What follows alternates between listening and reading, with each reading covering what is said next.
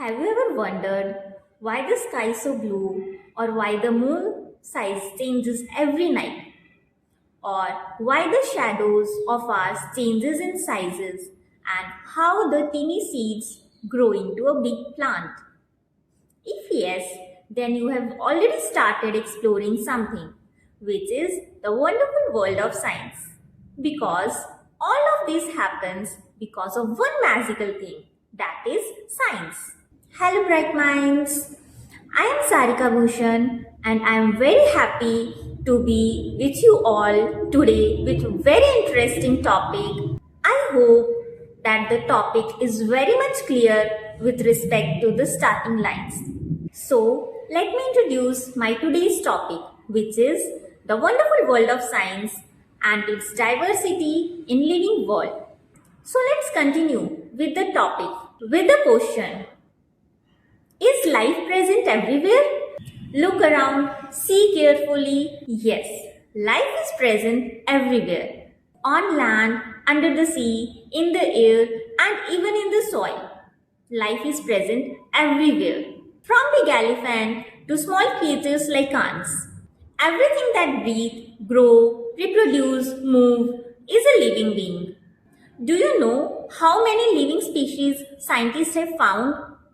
It's 8.7 million. Yes, it's a vast number, and guess what? We are still counting and it's every year. So, what makes living things special from non-living things? Do you know? Okay, then come and let's explore. Living things have different characteristics like they breathe, they respond, they move, and they reproduce as well. Take example of ourselves. We grow, we breathe, we reproduce, as well as we move one place to another. Hence, we can say that we are living beings. Not only us, small creatures like fishes, insects, ants also have the same life processes. They all breathe, they all grow, they all reproduce, and also follow the same thing.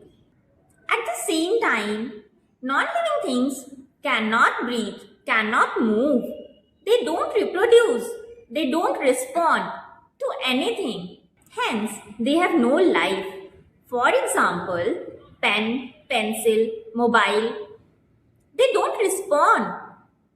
They are non-living things. Now I hope you all have understood the different perspective between living things and non-living things, and you can all differentiate between them. So isn't it interesting to know about these things? Yes, that's what makes science so exciting. It helps us understand how all these amazing things happen. So, what is science? Science is a way of thinking and observing things to understand the world we live in and to uncover the secrets of the universe. And the most important thing you should have to understand and explore the things, that is curiosity. Now, moving ahead with the topic diversity in the living forms. Do you know the meaning of diversity? What diversity means? It simply means the differences and variety we all have. Just like in classroom, some of us are tall and some of us are short. But everyone is unique in themselves.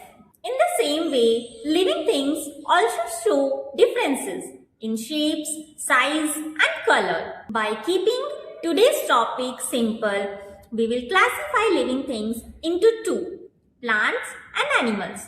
But we also have different families and kingdoms. But for today, we will study respectively plants and animals. So, what is the basic difference between plants and animals? Can anyone think and tell? Okay, then listen. Plants can make their own food by their own, but they cannot move from one place to another. But on the other hand, animals, they cannot make their own food.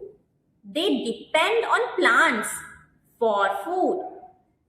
But they can move from one place to another, like we all do. So, this wide range of living beings makes life as well as science more colorful, isn't it?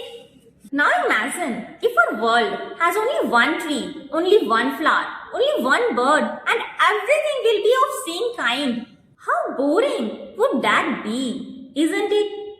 So, keeping this in mind, diversity is important.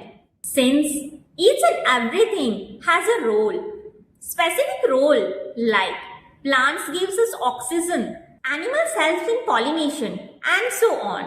And altogether we keep a balance of life. And without a variety, this balance of life would break. Therefore, doesn't matter how small or big, everything is important. So, what have you learned today? Can anyone just brief it out? Okay, so we learned today that science is not just in laboratories, it's present everywhere. So keep exploring. Thank you. Mention the best part in comments.